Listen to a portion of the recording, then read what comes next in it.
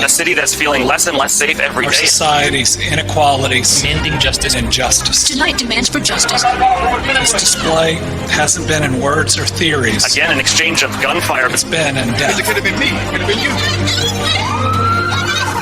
White police officer knelt on his neck.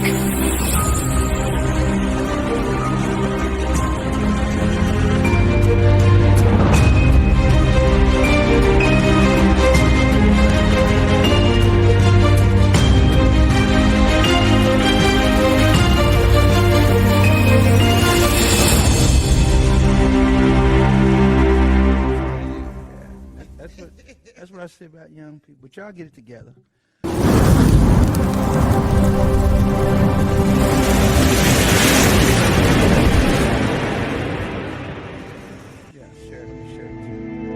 You're too loud.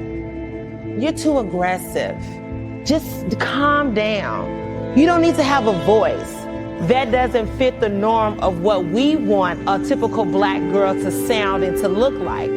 You need to be this way. You need to walk this way. You need to talk this way. A young black girl who has a voice. I know what that feels like.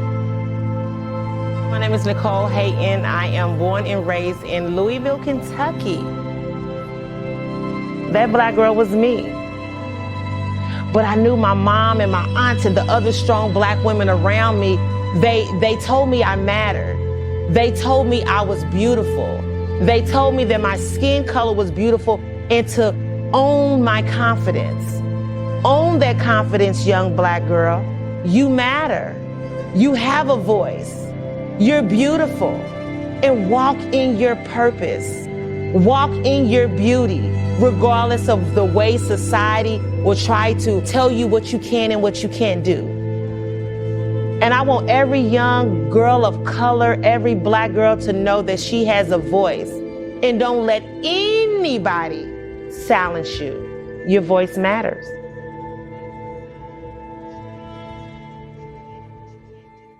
You see, there is an important need for us to provide mentorship to our young girls. 50 mentors, 50 mentees for 50 hours for 1 year.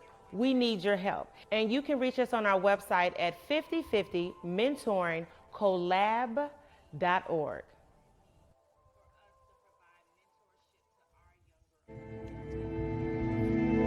You're too loud. You're too aggressive. Just calm down. You don't need to have a voice. That doesn't fit the norm of what we want a typical black girl to sound and to look like. You need to be this way. You need to walk this way. You need to talk this way.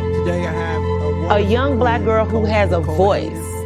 I know what that feels like. My name is Nicole Hayden. I am born and raised in Louisville, Kentucky. That black girl was me. But I knew my mom and my aunt and the other strong black women around me, they told me I mattered. They told me I was beautiful. They told me that my skin color was beautiful and to own my confidence. Own that confidence, young black girl. You matter. You have a voice. You're beautiful. And walk in your purpose. Walk in your beauty, regardless of the way society will try to tell you what you can and what you can't do. And I want every young girl of color, every black girl to know that she has a voice. And don't let anybody silence you. Your voice matters. 365 days a year. Nicole Hayden, talk to us, please. You see, there is an important need for us to provide mentorship to our young girls. 50 mentors, 50 mentees for 50 hours for 1 year. We need your help. And you can reach us on our website at 5050mentoringcollab.org. So thank you for that. Thank you for the invite. You're too loud. You're too aggressive. Just calm down.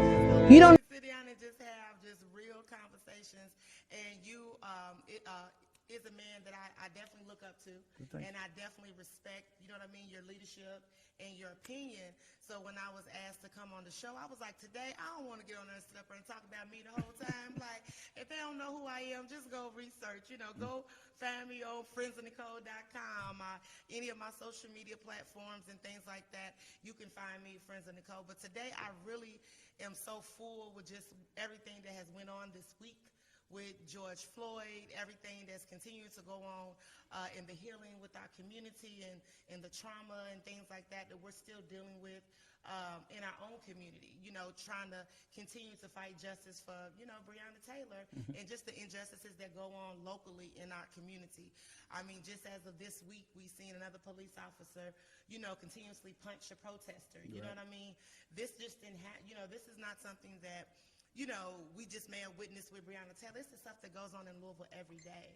So we're constantly, you know, fighting, you know, and it's like, when are we going to get our break? When are we going to catch our break? So this week, I just been like, just full of just emotions, you know, with just everything. And it's a lot. Oh, it's a lot. I mean, and you know, even though and I agree to everything you said, even when we saw what happened to George Floyd, history tell us that we didn't know what the results would be. And I think I was on a call with Jefferson County School System, and the verdict was going to come out, and like 3 women were on the call. Because I remember it was 3 Pacific women at the same time said, we had to end this conference because we got to get ready for what the results would be. And what's so heartbreaking for me is that over the 400 years we've been in America, we expected the same results we already got, right? So we got off the conference call, and it just got, okay.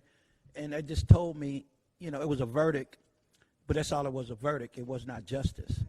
We're still dealing with justice. You guys are still dealing with justice every day. And that's one thing I love about what you're doing. You're doing both. You know, I always talk about equity in the community. What is the ownership? And that's the reason we did Roots 101 here. I had the opportunity to own the building, not rent the space, can't paint on a building. You know, so many things we have in our community. We're demonstrating don't have a building we can paint on. That's an oxymoron, right? So here we're asking the other community, the allies, permission to put our story on the building. And then when I started dealing with that and thinking about that, I said, nah, got to be better than that. We got to own something, right? We got to. So that's one reason we came here. But when I watch young people like you, and I keep saying young because, you know, I always try to encourage young people. I really consider myself like ancestor or becoming a better ancestor. And I challenge young people like you to become better ancestors. But what you're doing, just tell everybody, first, you were born and raised in Louisville, Kentucky, correct? Yes, born and raised. Okay, Central High School. Central High School graduate. You know what I love about Central? I can tell a Central graduate that was under the leadership of Ricardo X. Yes. I mean, because what I'm doing now, I watch Ricardo do, as I was a grown man, but I watched what he was doing with Central's program. When I was president of 100 Black Men, we took Ricardo and we took students to the national history thing. One year we got killed, came back next year and won it like 7 years in a row. So they changed it because we were killing them, right? Jessica Green was on one of the teams we had. So, right. So we did it in Atlanta, and we went and won the national thing. So I seen Ricardo's footprint on so many young kids from Central, and so many of you doing things in the community with the love and respect, understanding what blackness is. And I mean, like Mr. X, as we would call him in the BCC, as it would be at Central. It wasn't his classroom. If you was in his classroom, it was called the BCC. Although, you know, in high school, I was a little mouthy. He put me out, but I still loved him. He put me out his class. But I knew he always had a genuine respect and a love for me, you know. And then, I mean, for real, with JCPS and the school system, you know, teachers, it's their responsibility to put our history in the history textbooks that they give us, because we're not in there. So I knew when I went to Mr. X's class that, you know, there was, so many documents of just history. He made sure you knew where you was coming from. You knew that in his class it was all black everything. That's right. You knew because you wasn't getting taught that nowhere else. Like elementary, middle school, anywhere else, you wasn't getting that information or that history, and he took it upon himself to create that space for us Right. at Central, this predominantly black school. But he took it. It wasn't probably in Central's curriculum, I don't think. Maybe it was, but we knew that this teacher stood up for us. You know what I mean? I never forget. That was the year I think we had like they were trying to make us get uniforms. And Central was like one of the only schools that didn't get to have uniforms that year because we boycotted. Right, He I was remember. Like, you don't have to do this. You It's have like, to- we got to walk out. Yeah, we won't have to assimilate. We don't That's what he have was to saying. do that. Yeah. So he taught me how to do that early on. So when people say, you're out here, you're protesting, this is like, no, this stuff has been instilled in me at an early age. Correct. How to organize, how to come together, how to continue making my ancestors proud. I knew it was my responsibility to do that on the backs of somebody like Mr. X. So when we were out there protesting and I seen Mr. X out there with us in the protest, it just like, I'm on the right side of history. Oh, it's no doubt. You I know, mean, and I had to give him his flowers Oh, yeah. while he was here to let him know, like, you're responsible for that. Not only am I a Central graduate, but Aaron. Aaron came from Central too. Aaron came from the leadership of Aaron Jordan. Aaron came from the leadership of Mr. X as well. So these are his students, and then the students that actually led the young protests, like probably early on, like college students that had just graduated, they come from Central too. right. So we take our own. Oh, yeah, there's no doubt. I mean, and my mother's a Central grad, my dad's Central grad, but in the time period of young people I've known, I mean, I can look at a Central, I can listen to any young people in this community. I can tell you if they went to Manual, I can tell you if they went to Central, because those two schools stand out to me of the students that produce. Manual has produced, in my opinion, a lot of the corporate side and the art side of the community awakening, right? And Central, you guys have just been the heart of the movement, understanding about black excellence. So I'll give you your props on that. Now, let's talk about Nicole. Now, I know so many things you did. We met for the first time when I did Ignite Louisville, Roots 101, and let everybody know we won the competition, Ignite Louisville, and you begged me to be on our show, on our team, but I couldn't control it. But we did perform, didn't we? Yes. Yeah. I literally, it's so crazy. I'm actually in Bingham. It's So like- I'm in Louisville Leadership Bingham this time, but I went to speak in front of an Ignite class yesterday to tell my story and talk about, because I think today they had first class, their yeah. Yeah. nonprofit and stuff like that. And so I went to speak to them, and I actually, when we all got together, it was outside of, after I spoke, I had to let them know, like, if there's organizations that stand on, you know what I mean, they need to get in the, you're responsible for that. Correct. You know what I mean? Make sure you just, create a path for somebody else to walk through. And your class did. I mean, Yeah. The students that, well, not students, but the class, leadership class that came with Roots 101, they love what we were They doing. love and, that. and they put a final product together that I use today. Yeah, About how to make, so Ignite Louisville was all that, Bingham Fellows. Yeah, Louisville Leadership. I didn't make that team. I got cut. First time I ever got cut. But I got cut this year trying to make the Bingham team. But it's all good. 'Cause I didn't have time for it. I really didn't have time for it anyway. But let's talk about the Bingham Fellows, because you are part of that. Yeah. And that's a big thing in this Yes. community. Can you explain what that is? Bingham Fellow is a group of leaders in Louisville, top leaders, I would say. Ignite, I would say, is for like young professionals, probably up and coming in their company and things like that. Bingham, it was designed, I believe, for like top of the line CEOs and people, leaders of the community. Correct. And honestly, when they asked me to apply and I got in, I didn't think I was qualified, because I knew that again, Bingham is the top of the top. And then with this particular Bingham class, we'll be responsible for an initiative in Louisville. And so I'm like, why? One of the most important initiatives in Louisville. Yes, Right? yes. And what I love about the group that they chose is that I know you guys know what Roots 101's about. So I really feel in good hands.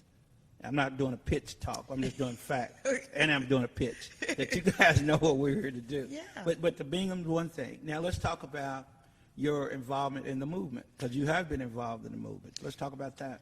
Well, the difference, I guess, where I'm at right now, let's just get right to it. I mean, I'm pretty sure if people haven't seen, me out there, organize. And basically what I did, my role, again, in the movement was to help organize and bring, whether it been community people together, national organizations with community people, or just people on the ground, the boots running, making sure, whatever needs they had. So being on the back end, but still on the front line, too, And so, and then basically when it came to organizations that came to Louisville, such as Untitled Freedom, helping them orchestrate things.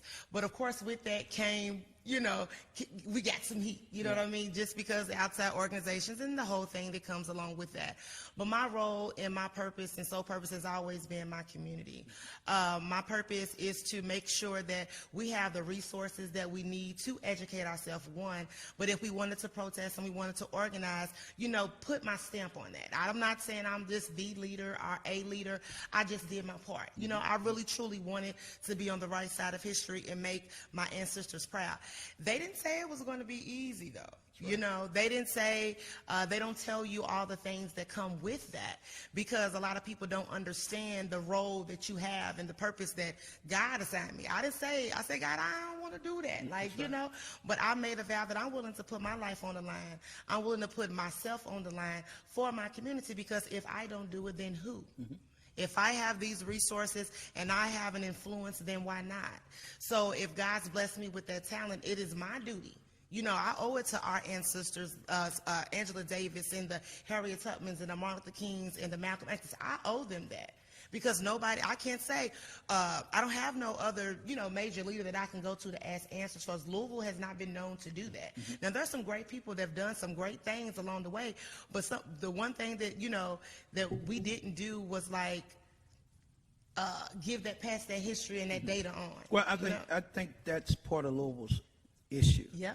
The issue of giving up leadership to the next mantle. Yeah. Is something that we historically, Louisville just never been good at. Mm-hmm. Whether it's organizations, whether it's fraternities, mm-hmm. whatever that leadership is, it's like it starts with the new leader. Yeah. The history of that thing is thrown out the window. Yeah. And that's something we have to continue to do better with. But you said something about, which I thought was interesting, when you said that you was kind of alluding that outsiders got involved, mm-hmm. and people got upset. Mm-hmm. And if you remember the one time I came and talked to Until Freedom Group over at Simmons, I think, mm-hmm. I brought up the point that historically Louisville has always brought outside people in. Yes. A.D. King, the brother of Martin Luther King, himself will get on the phone and call Martin Luther King. Mm-hmm. Odessa Williams, which mm-hmm. Portia Wilson's grandfather. I share that history that Louisville's always been, and most things that during the civil rights always brought outsiders, because they were more in tune to the structure of what mm-hmm. it took. Mm-hmm. But Louisville had some outstanding leaders at the same time, mm-hmm. but they opened their doors to someone that had better connections. Yes. Let's say Until Freedom definitely has you talk about Tamika Mallory, mm-hmm. and I marvel at her speaking ability. I marvel at her beauty. I admire everything about the young lady. Mm-hmm. I mean, she's just striking mm-hmm. in so many sense. But what I admire the most is that she has been entrenched in the movement. Yes. When you look at her father, her mother, Al Sharpton, mm-hmm. things that I read and hear about, the sister's ready. Yeah. It's not like she stepped out with nowhere to go. Yeah. She stepped out ready to go. Yeah, ready to go. And when people step out ready to go, you sit back and, hey, you get on the wagon and get away. But that wagon's going to keep rolling. It's going to keep rolling with or without, and why not, it's so many, stories and lies, and people put, it's like, if anybody comes to, and they can go back and look at old videos, and I can share videos and show you why and when she came, you know what I mean? There was no way that I could just turn my back and say, why are you here? I want every camera. If they come and kill me, Mr. Lamont, mm-hmm. you make sure they got every camera from here to Mexico to Africa and back to bring some attention if somebody killed me. Mm-hmm. You know what I mean? I will want that. Whatever it looks like, however you have to use your influence, do it to bring awareness. And what's so bad about it, it's real. It's real. It is real. Now, I think people don't realize it is real. And when you get out there and you fighting against the system that doesn't want you to fight, there's consequences to that fight.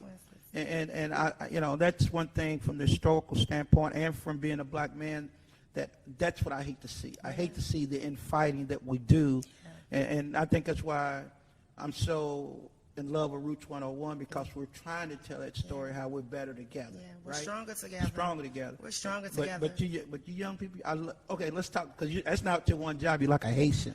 Listen, so, but I do want to say something though, Mr. Mike, because I do want to tap into that. I don't want to make this whole thing about that, but I want to say, while I do have this platform to speak on some things, including, I was in a meeting the other day, and the meeting was basically we were going to visit different Black-led organizations. I saw that. Okay, well, yeah, we went to Black Lives Matter Louisville. Mm-hmm. We went to visit them, and so in that, everybody it's plain. We know that what's the conflict. We're not even going to try to make it seem like right. what the elephant is in the room. Yeah. We know what the conflict. We know what's been said on social media about people that have been led by them and are people who are just in disagreement about us not including them. Mm-hmm. And I tell people all the time, even if we disagree, we don't have to publicly tear each other down via social media to do that. Mm-hmm. There's a lot of people that may like me, that may not like me. And there's a lot of people that I don't like, and I probably will not work with, because what you do is not the type of protesting that I do. Okay.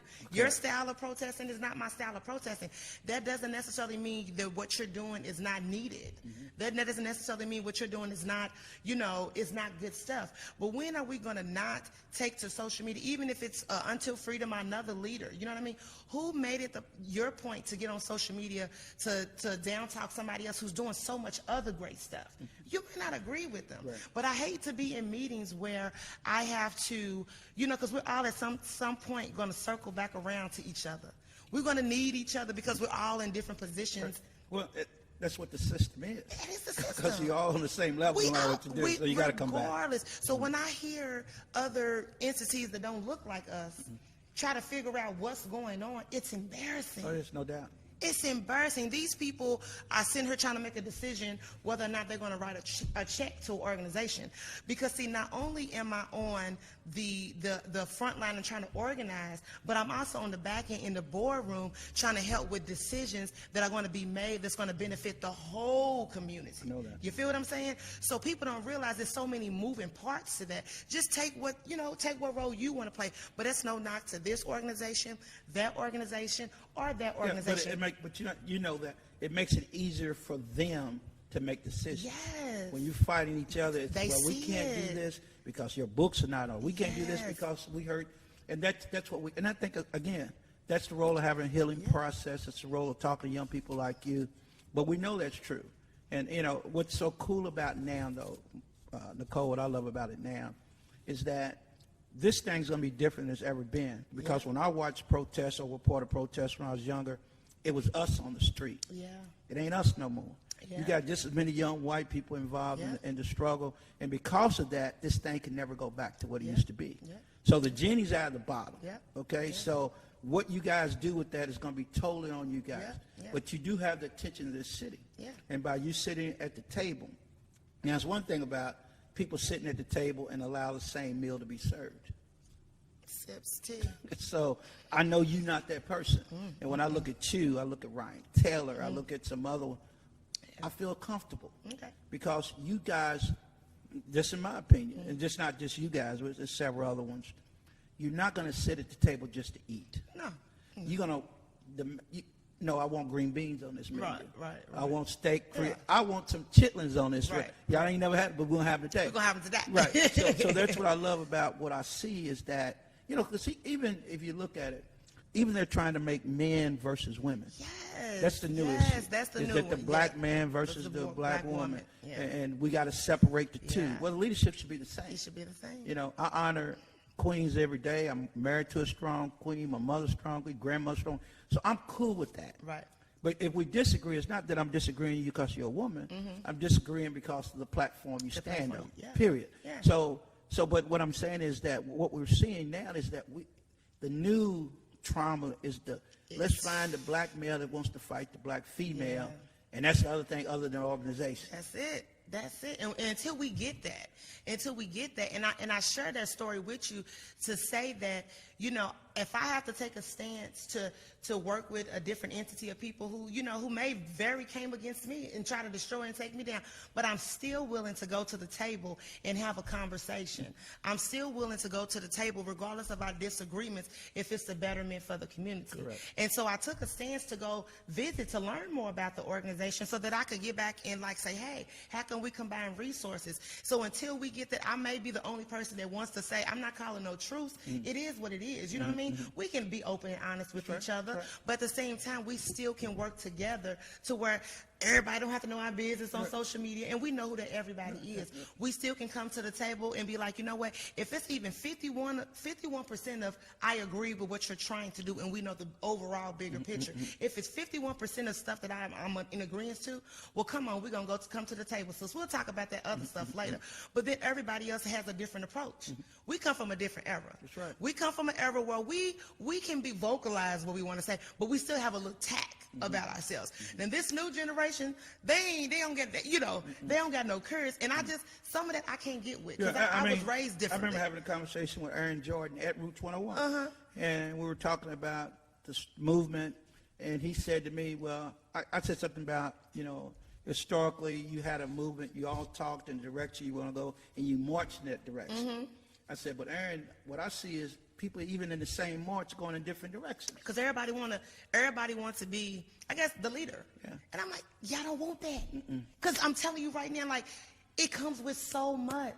It comes with so much responsibility. I mean, like, it's so many sleepless nights because I'm sitting in boardrooms where I'm like, oh my God, I have to help them see that Roots 101 needs to be, you know what I mean? Or this organization needs to be, this is who y'all need. I'm advocating all day. Some of the stuff I can't put on social media. Some of the stuff I can't, you know what I mean? I can't do that because of the role that I'm in. But I think that's great because too many people, especially your generation, get caught, and I always say, rabbit holes in videos. Yeah. You know, you get trapped in these theories, and you get on the video, and all of a sudden you think it's true. Yeah. And it's just a bad place to be. Culture. Yeah, that's what they call it. And I'm like, I don't like that. Right, and I was involved with we both were involved with the speed. Yeah. We both sat on the committee, and I loved everything you young people were doing. You know, because I love speed. I love Steve Riley. I love Nicole. I love what they're doing out there, right? But at the same time, I love what they do. I have to make them respect what I do. Yes. And I always make that point, is that my job is to tell the story 365 days a year. It's not about having an exhibit and all those things. But in the same hand, we need to work together to tell the story. And I admired what you did and some other young people were doing out there. But I also challenge you guys to have the same energy here. When I call on you to have the same energy. That's right. That's a word, isn't it? That's a word. Yeah. So you heard it now. but I did love the energy and the commitment that you guys made, and the commitment that Speed made for what they did. But this is what I know, and I tell everyone. From a historical standpoint, from bringing our story, telling our story, the pressure wasn't on the Roots 101 got on the scene. That's a fact. Between that and what happened with Breonna Taylor made our story stronger to tell. But the only way we're going to continue to tell our story is we understand you have to come home to keep your story. Correct. No matter who you think, you got to come home. And listen, that is most important, like, to give back. Even if you make it, because everybody's definition of making it and everybody's definition of what success looks like is totally different. But if you do have a platform, utilize your platform. And I feel like being in these different spaces, it's hard for me because sometimes I see, you know, people of power, and it's like, don't forget, because I'm still in the, you know, I'm in the trenches, and I'm in these other spaces, but my mind frame and my focus is always on my community. I'm never motivated by money. If it's money that I can pour back into my community. But what we have to realize too, in our generation of people that's coming up, that's been a part of this movement, there's going to be a lot of companies and people that we didn't normally mess with, that didn't mess with us, but because of the blood that we shared, the protests and the marching, we made some things shift in this city. That's right. And what I need for people to realize is that although some of this funding and things like that is coming, I don't want these organizations that get this money to forget about the people down the ground that was out here risking their life. Correct. So that you can sit up in these boardrooms and they can cut you a check. Right. So if they cut you a check, make sure that it's orchestrated back into the very people. So I don't care if that's a program, a social justice program. I don't care if that is, you're giving scholarships to 5, people, that may have been protesters, but something, when you're moving in your, in your companies and your organizations, always have that in the back of the mind. Well, I'm glad you said it because, like I said, I know you said, it's important to say, Yes. but it's more important to do, because what we've known historically here in Louisville is that there's a few organizations that allies sit on the board of directors. They kind of, so we know what it takes to do it. The question is what you give up to get it. And I think from what I see today is that I see a movement that we're not giving up. We're going to go for what we're going for. What we need is what we need. But the sad thing, if we get people at the table that look like us, that we hold us accountable at the table. And it's hard. I know it's hard. Because it comes with a cost. Yes. Because it comes with a cost, because some of them people at the table, they don't understand your perspective. Their truth is not your truth, because you're still trying to convince some people that protesting even matter. Yeah. Like some people still don't believe, like, what was y'all even out there for? Like, right. what was y'all even doing? So steadily, and these are the people that look just like you. That's right. So when you're steadily constantly having to, And they're at the table with you. they're at the table with and they're you. supposed to be representing you, and they don't even understand. They don't get it. Right. And then some people, you know how people say people sell their souls. To me, like my moral. You're too loud. You're too aggressive. Just calm down. You don't need to have a voice. That doesn't fit the norm of what we want a typical black girl to sound and to look like. You need to be this way. You need to walk this way. You need to talk this way. A young black girl who has a voice. I know what that feels like. My name is Nicole Hayden. I am born and raised in Louisville, Kentucky.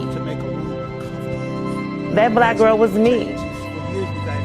But I knew my mom and my aunt and the other strong black women around me, they told me I mattered. They told me I was beautiful. They told me that my skin color was beautiful, and to own my confidence. Own that confidence, young black girl. You matter. You have a voice. You're beautiful. And walk in your purpose. Walk in your beauty, regardless of the way society will try to tell you what you can and what you can't do. And I want every young girl of color, every black girl to know that she has a voice. And don't let anybody silence you. Your voice matters. But now you're doing something called Derby Time. Tell people what you're doing for Derby. You see, Well, there me, is an I normally, important Friends need of Nicole for and us 50 to 50 provide Mentor usually mentorship does to a our brunch young girls. this year. I mean, 50 every year. mentors, They do a big brunch 50 every Derby. mentees for It's our 50 signature hours scholarship for 1 brunch that year. we do. We need your Our help. mentorship And programs you can reach actually us go on take our young girls website to at Africa. 5050 And so we did that and we took a group of girls to Morocco. And so this year we was going to, well, last year we was going to go to West Africa, but of course COVID. So this year I'm going to. You're too loud. But I'm going You're too aggressive. Just calm down. You don't need to have a voice. That doesn't fit the norm of what we want a typical black girl to sound and to look like. You need to be this way. You need to walk this way. You need to talk this way. A young black girl who has a voice. I know what that feels like. My name is Nicole Hayden. I am born and raised in Louisville, Kentucky. That black girl was me. But from that, I'm actually also the VP of Fashion and Entertainment for T-Bain & Cole. Okay. So Tawana Bain does a big diversity summit, DDBS, that takes place during the week for business owners to come together. And that's going to be taking place at the convention center. So it's going to be hybrid. It's going to be virtual. And then it's also going to be in person. Okay. So that's going to be taking place Tuesday through Thursday. And so from that, we have the award show that's going to be taking place at Black Jockey Lounge. Right. And so, of course, I know you guys had Mr. Calvin here last week, or a couple weeks ago, last to week. talk about the Black Jockey Lounge. So now with Churchill Downs, I know everybody's still up in opinion. Are we fooling with Derby? Are we ain't fooling with Derby? But I can say, I don't know if you guys seen the press release. Churchill Downs just announced that they gave money to 5 Black-led organizations, Simmons being one of them, Jedi being one of them, and Legacy, which is I have to deal with horses or something like that. Yeah, And Pat, exactly. Mr. Calvin's, out of Lexington. Yep, organization. Matter of fact, I just talked to him today, the leader of that. I just can't think of his name, because we're about to announce something we're going to do together. Okay, cool. So, cool. but let's talk about Tawana. Baby. Okay. And what I love about that sister is that she's operating in the corporate environment. Yes. And no matter what, people, whatever, I know for a fact Yeah. that she's made a difference for Roots 101. Oh, most definitely. And people don't even know that, but I know our recent greatest foundation gift we just got was because she spoke up in a room about Roots 101. I know it happened that way. And from that, we received a $100,000 grant from Ford Foundation. Wow. Now, that also was in collaboration with the resources of Speed Museum. But what I'm saying is that she had enough courage, if you want to use the word courage, she had enough, discernment that this needs to work.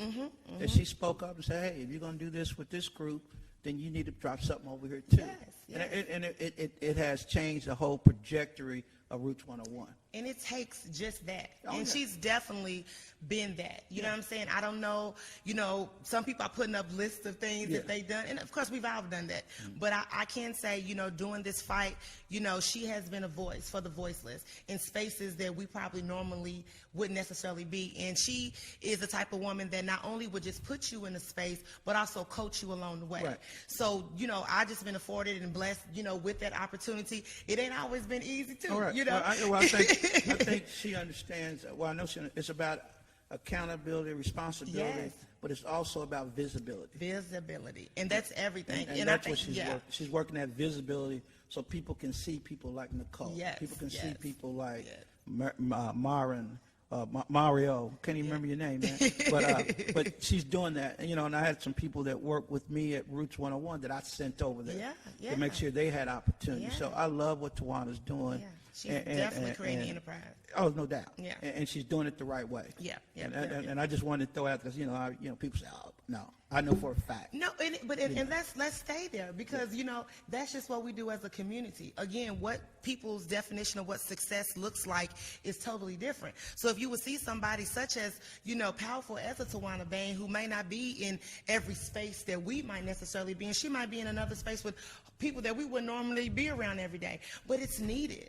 You know what I mean? Long as she gets it, like we're not, because to some degree, Louisville, I'm from Louisville, so I've seen the gatekeepers. I've seen the people who just keep it all to themselves. And, if they see a young sister like myself up and coming, they're not reaching out, grabbing me, telling me my mistakes, like, hey, sis, don't do this. Like, don't publicly talk about me on Facebook or amongst the crew.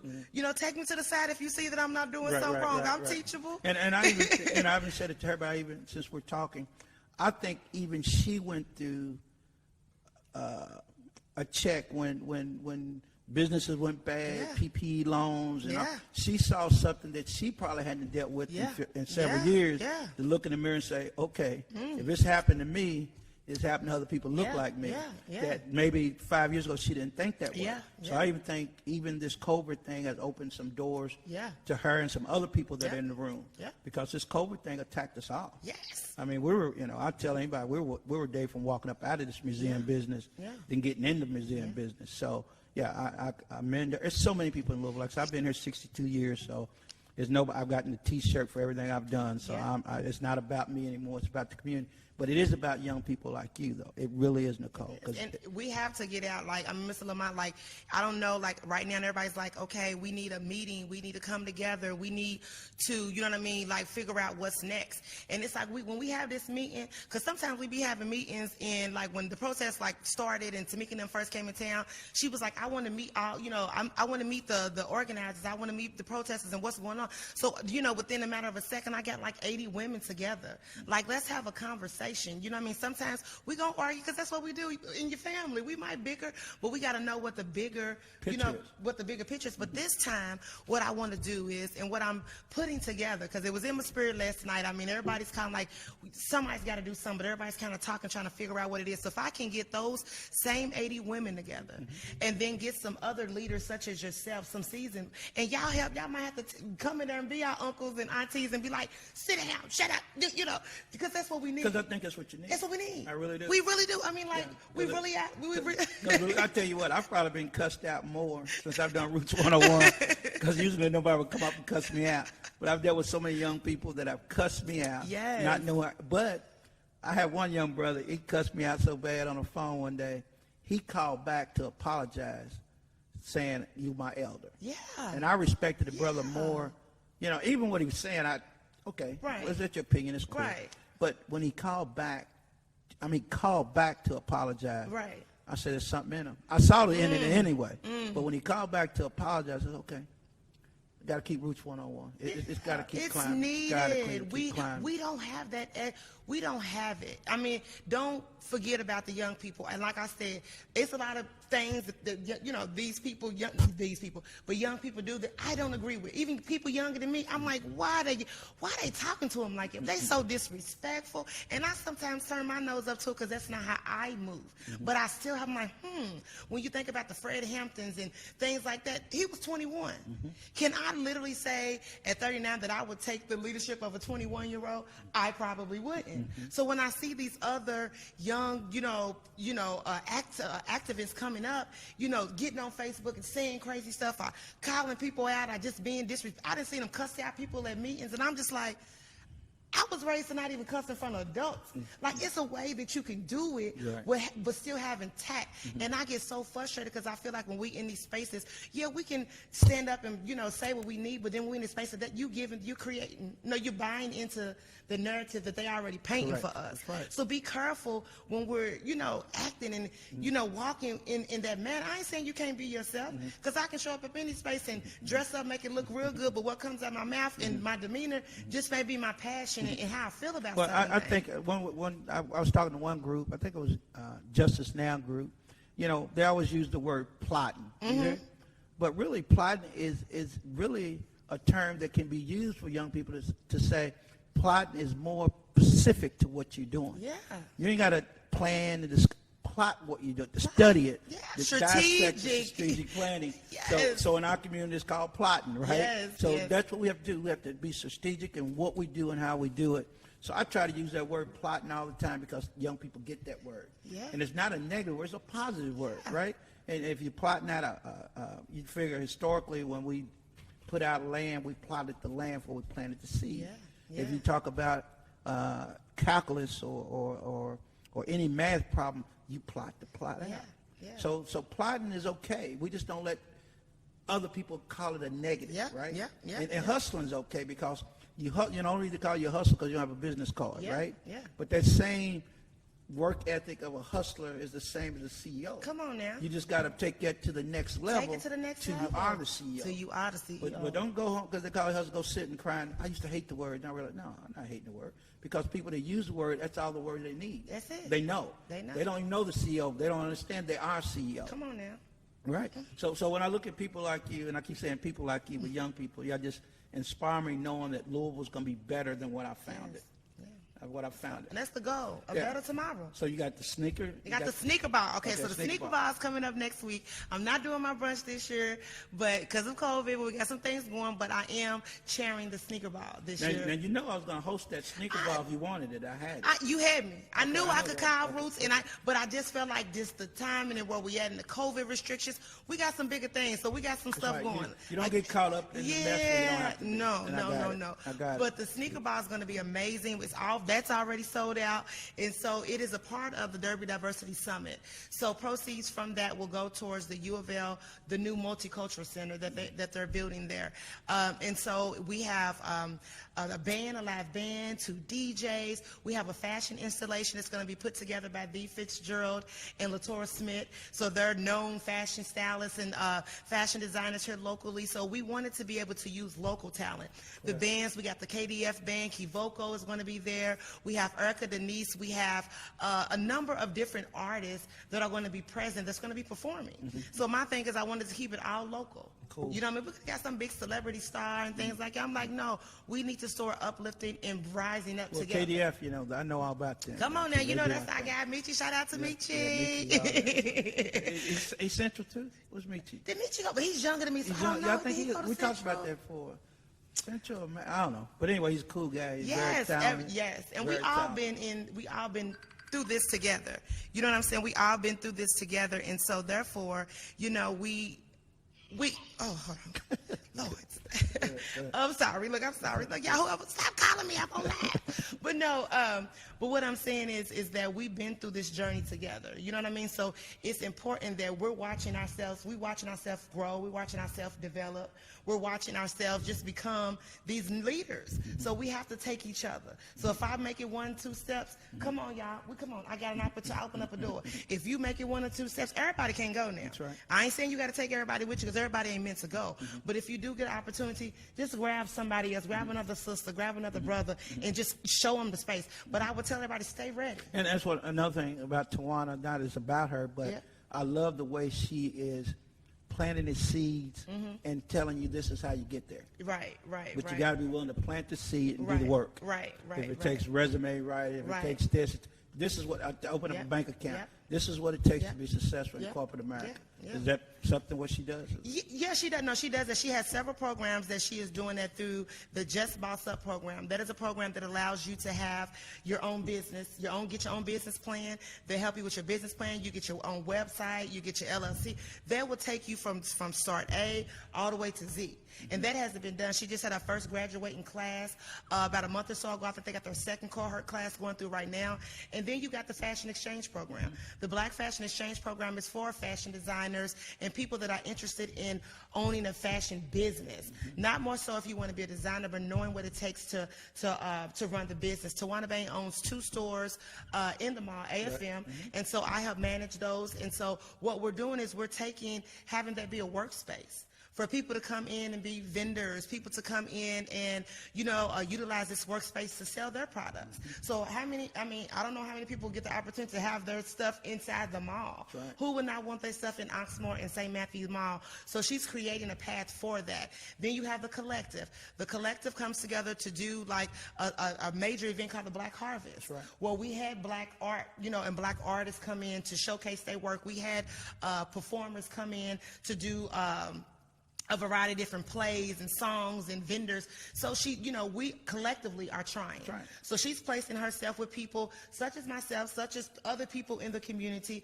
to make that happen because, some stuff she can do by herself and some stuff she can't. And people don't realize what she's doing historically black people have done Yes, anyway. yes. Our whole roots of excellence is even when we came off the boat, we knew we had to be successful together. Right, So we right. taught, if someone learned to read, he taught the other one how to read. If someone had $1, he shared $1.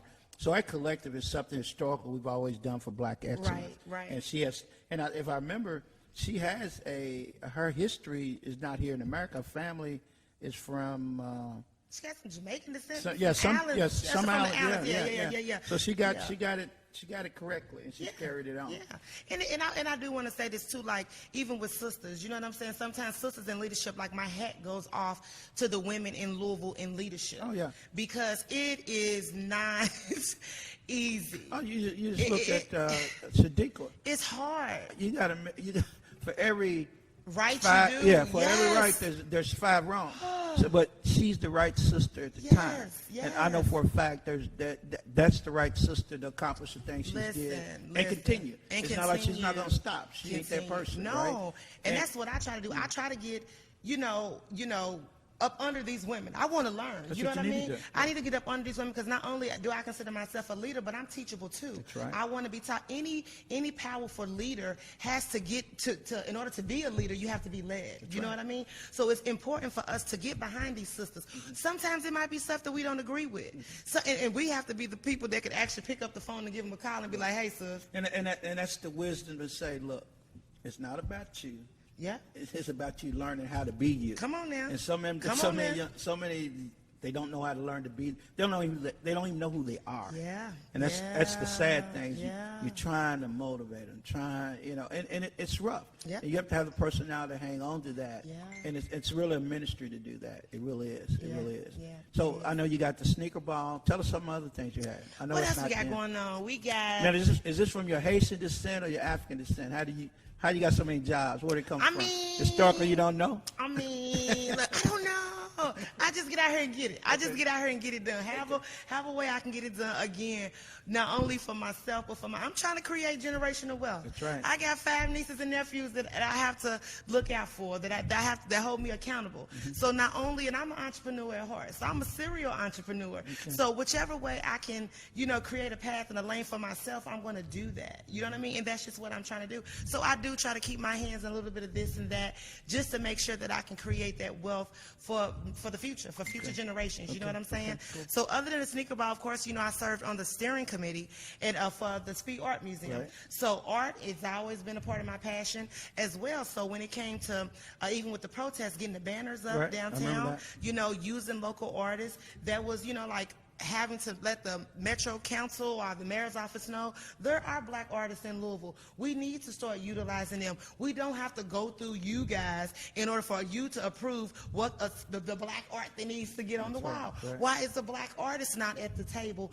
making those decisions of what black art is going to be on the wall? So when it came to the Speed Art Museum, being on the steering committee, yes, thank you for having this Breonna Taylor piece here in this museum, but how are we advocating for local artists and local photographers and videographers to be a part of this exhibit? You cannot piggyback off the backs of the people who was out here, such as the protesters. I was right there You with you. cannot do that. I was right with you. I understand. You can't, you know what I mean? You can't, you can't do that. So just being able to be. But that was so cool about that, though. Everybody that was involved all stood up Yeah. to say, we have to be accountable in Yeah. this process. Yeah. You Yeah. got to put us in this process. Yeah. So that's when I really sat back and said, okay, you young people got it. Mm-hmm. You guys got it. It's just continue to grow it together. Yeah. That's the whole Yeah. thing. Keep the ball rolling together. Acknowledge each other. Say, hey, well, we can call so and so.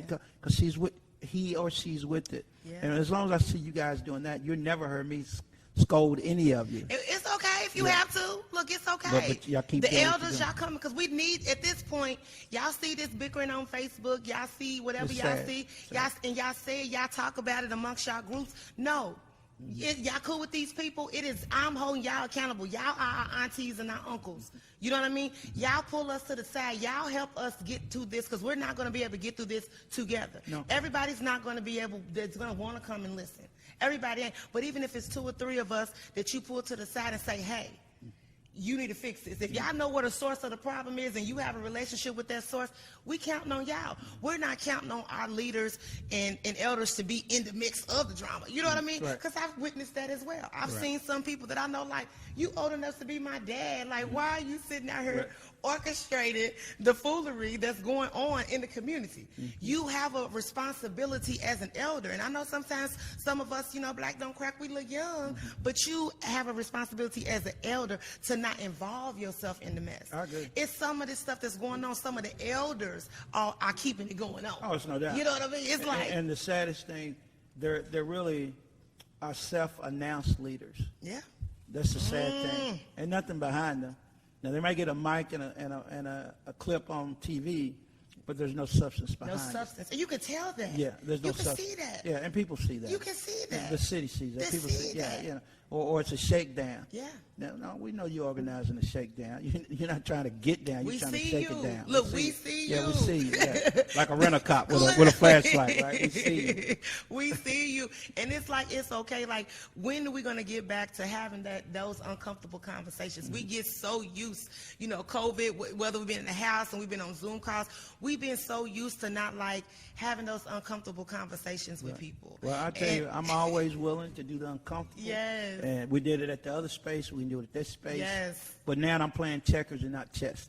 Come on now. Because I got to finish the project. I got to finish the progress. Yeah. The race still has to continue. Still has to happen. Some stuff I can't entertain. It's just some stuff I'm not even in position to entertain no more. That's right. I can't. Yeah. My calling is bigger. Right. I want to so bad. It's still it's in you, but to be successful, you got to go to a new game. You got to do a new Yeah, game. and then when someone learns checkers or willing to make those moves, they can come with you. But if they're not willing, you got to leave them, or you never have it, right? And everybody's journey is different. Everybody's process is different. I'm not knocking you if you're not there yet.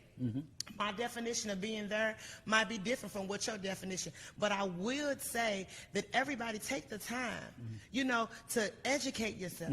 We weren't educated. If I didn't have the Mr. X's and stuff like that to put a whole book together to give you all the resources that you need, what are we doing? Like right now, everybody's like, what's next? I'll tell people, what are the top 3 things that you, not me, not Mr. Lamont, not, what are you working on? That's right. What organizations are you standing behind? And then you work from there, and then you outsource. But you have to know who you are, because you might not want to be a frontline protester, but you might want to learn about an organization such as Roots 101. You want to learn about artifacts so that you can take these artifacts and take them to a school system, and so that everybody knows what a museum looks like.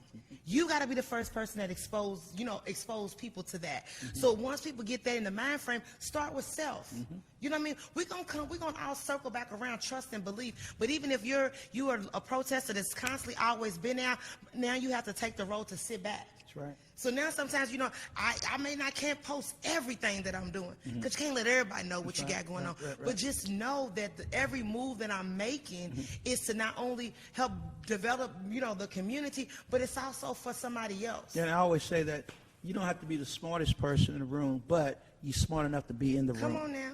And that's what we got to do. We're smart enough to be there. Yeah. So you don't have to check yourself to the PhD, but just check yourself knowing that you have the ability to sit at the table and change that table. And change the table. Now, like I said, I mean, you probably can go another 2 hours of things that you're doing.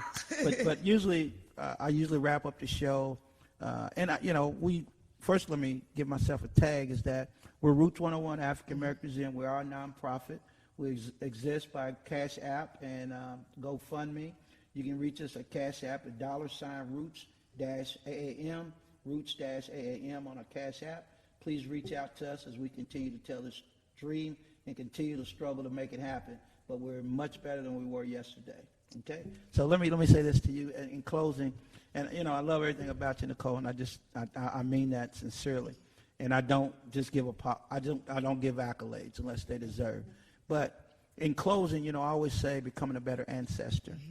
And when I say that to you, becoming a better ancestor, what does that mean to you? It means that legacies matter.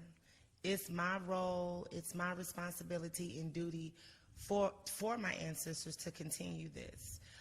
Somebody paved the way for me, and so I must continue to pave the way for somebody else. I want to be on the right side of history. I want to be in the history books. Cool. You know what I mean? There were women like Angela Davis that I looked up to as a little girl. I'm like, oh, if I was there with Martin Luther King, I know I would have been out there. So this was my moment. This was my time, to do just that. So making my ancestors proud is making my grandmother proud. You know what I mean? It's making my grandfather proud, who made the sacrifices for me and my family in order for us to have that education. My granny is 91 years old. She comes from Mississippi. She has a 4th grade education. She is a descendant from slavery. My great-grandmother, the land that we have in Mississippi was given to us by a slave owner. What part of Mississippi? Olive Branch, Mississippi. Okay, Olive Branch, Mississippi. That's straight up country. Yes, straight up country. Straight up country. Like my family still lives in the house house that all of her brothers and sisters lived in. My granny was the oldest. So she oldest of like 7 or 8. So she had to drop out of school to take care of her younger siblings. And I know what that feels like. I know what that feels like as an aunt, having to take on the role and responsibility of raising your nieces and nephews. That was me. So what does that say for my community now? Let me ask you this.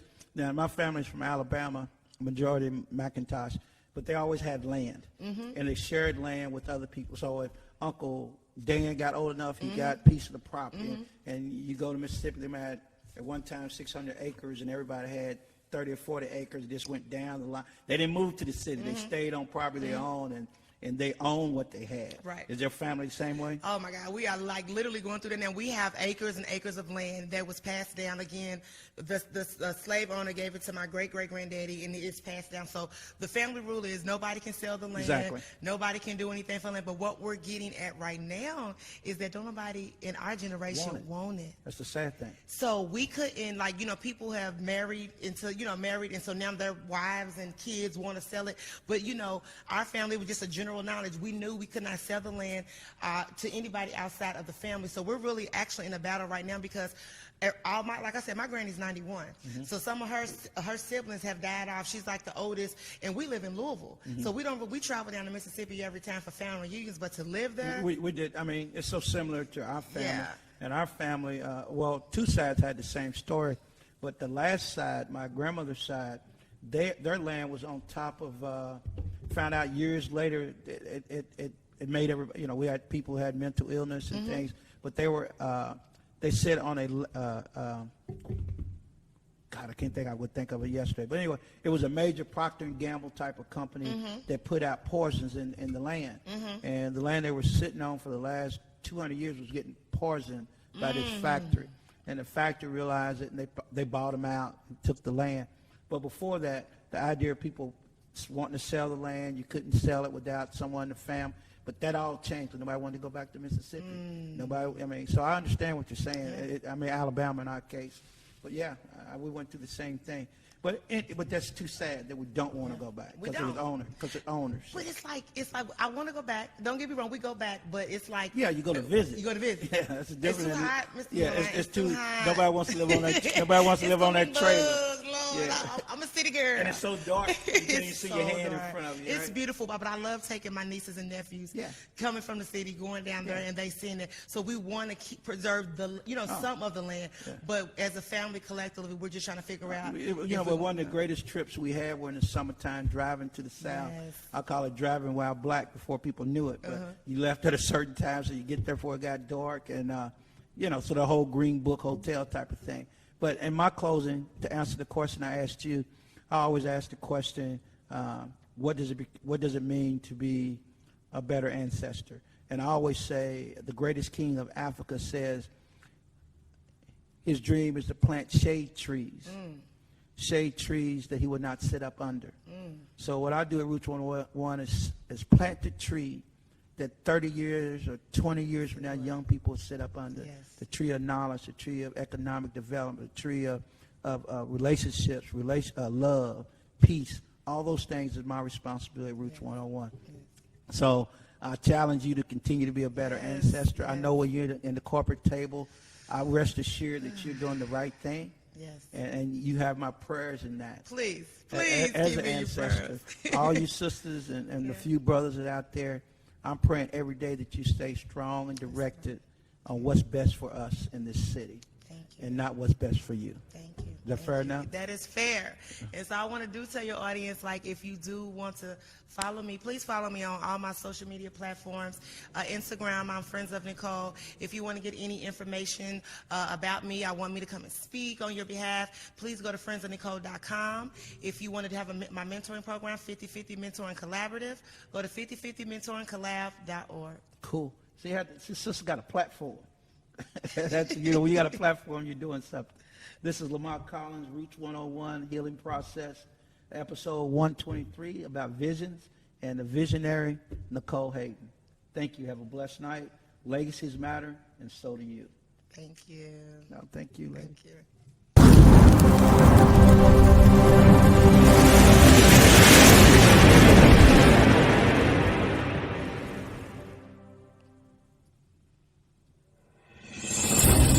have erupted throughout the This city. Commonwealth has been dealing with the pandemic that is laid bare There's been a 150% increase in cities over the killings of black Americans. and put on full display in a city that's feeling less and less safe every our day. society's inequalities Demanding justice and injustice. Tonight demands for